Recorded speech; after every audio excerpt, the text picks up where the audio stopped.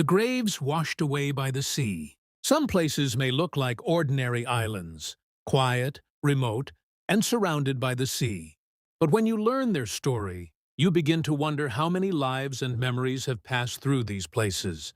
According to Sundi Ensign, this island was once used as a burial place for some people from Barangay Old Manunca in Rita, Samar.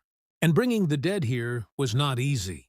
When someone died, the coffin had to be loaded onto a boat and transported across the water to the island.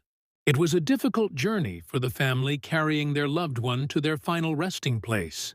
But over the years, the sea slowly began to take the land. The constant waves, heavy rains, and erosion gradually weakened the ground where the graves were located. Eventually, people would return to visit their loved ones, but they could no longer tell exactly where their family members had been buried. The very ground that once marked their graves may have been washed away by the sea.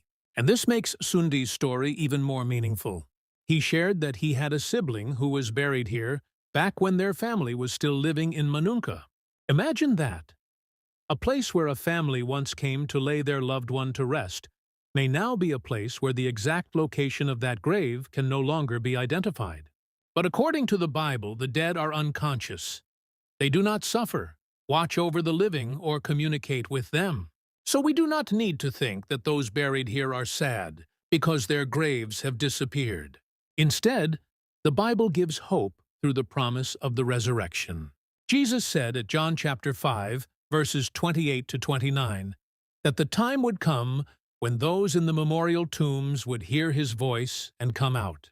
What a beautiful hope that is, because no matter what the sea does to the land, even if a grave disappears, it cannot erase a person from God's memory. So as we look at how the sea continues to reshape this part of the island, this is not simply a story about graves that have disappeared. It is a story about time, loss, family, and above all, hope. The waves may erase the trace of a grave from the earth, but according to the Bible's promise, God never forgets.